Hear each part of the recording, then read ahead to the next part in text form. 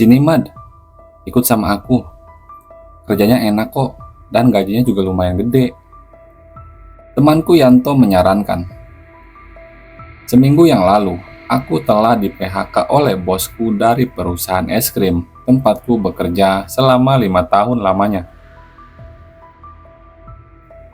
Keputusan itu hanya bisa kuterima dengan lapang dada, lantaran perusahaan terus-menerus mengalami kerugian akibat pandemi COVID-19. Selama seminggu itu, aku menganggur dan tidak punya penghasilan. Meski ada sedikit tabungan, namun istriku tidak mau aku diam begitu saja. Dan akhirnya, aku menelpon temanku satu persatu untuk menanyakan lowongan di tempat kerja mereka.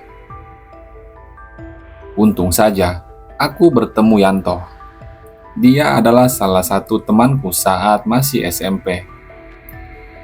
Meski hanya menjadi pelayan hotel, namun aku bersyukur masih ada tempat untukku bekerja.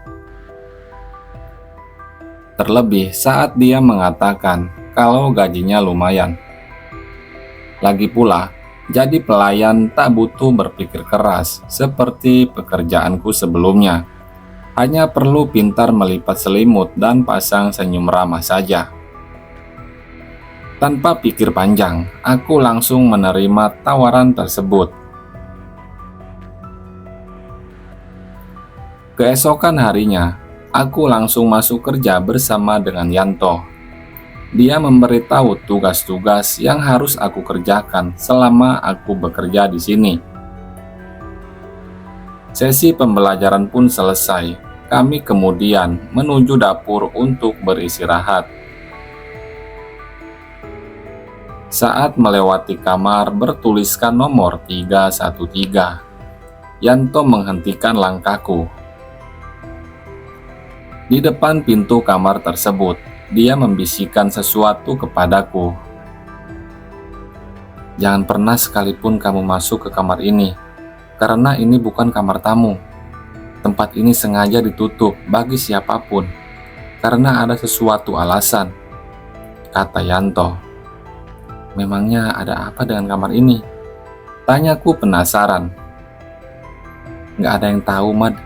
Itu perintah langsung dari pemilik hotel," katanya. Siang itu, aku bekerja di hari pertama dengan dipenuhi pertanyaan-pertanyaan di kepalaku. Sudah seminggu, dan aku sudah kerasan bekerja di hotel ini. Ternyata enak juga jadi pegawai hotel. Meski gajinya tak sebesar gajiku dulu, setidaknya jumlah yang kudapat lebih dari cukup untuk pekerjaan seperti pelayan. Akan tetapi, ada kejadian janggal setelah itu. Waktu itu, aku dipanggil untuk membawakan pesanan seorang pengunjung di kamar nomor 213. Saat aku sampai dapur, ternyata yang ada di sana adalah Yanto. Dia memberikan sebuah nampan berisi semangkuk kembang-kembangan seperti sesajen kepadaku.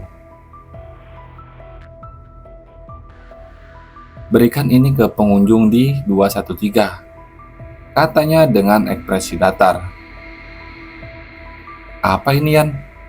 tanyaku bingung. "Sudah, lakukan saja.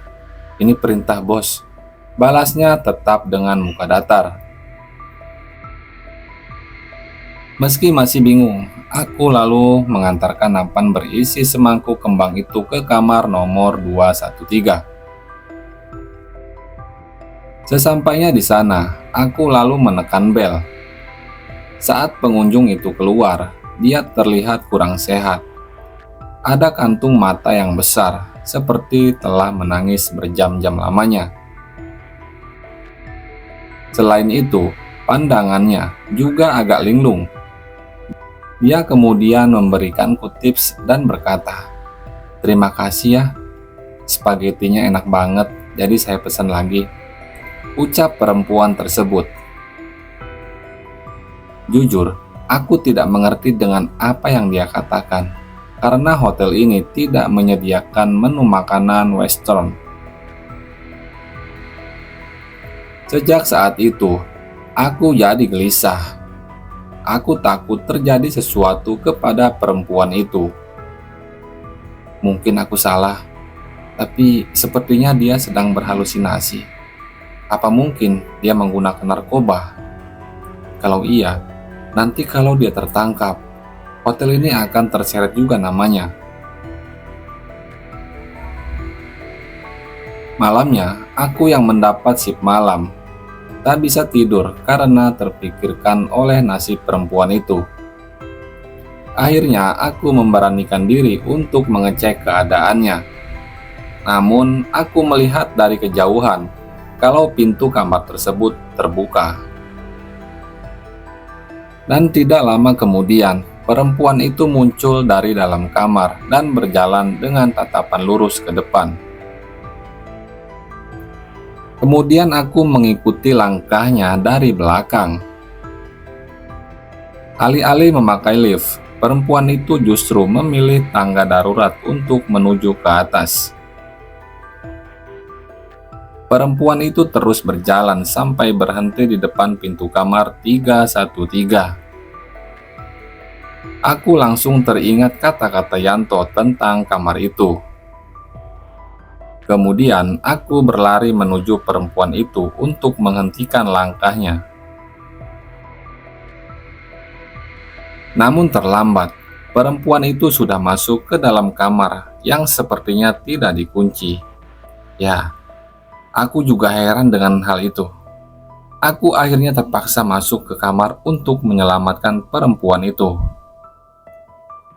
Sesampainya di dalam, aku diinterupsi oleh suatu hal yang menyilaukan mata. Sebuah lukisan Nyi Roro Kidul menyambutku. Lukisan itu digambar dengan indah hingga nampak berkilauan di ruangan itu. Semakin lama, aku terbuai oleh keindahan lukisan tersebut hingga tidak sadar perempuan yang kuikuti tadi sudah melompat dari jendela kamar. Aku bergegas menemui Yanto karena kejadian tersebut. Setelah aku menceritakan kronologinya, aku menyarankan untuk memanggil polisi saja. Tidak usah, katanya sambil menghela napas. Yan, ada yang bunuh diri di hotel ini, kataku sedikit berteriak. Itu semua hal biasa, balasnya.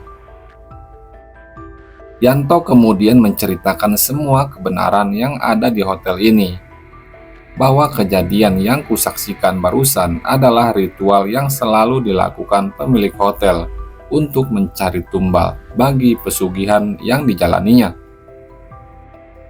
Karena seringnya, tumbal yang dipilih adalah tamu hotel itu sendiri. Hal ini benar-benar tidak masuk akal bagiku, terlebih saat Yanto mengatakan semua karyawan hotel telah setuju untuk membantu merahasiakan bahkan membantu melaksanakan ritual tersebut. Situasi ini benar-benar di luar nalar kepalaku. Sejak saat itu, aku memutuskan berhenti bekerja di hotel tersebut.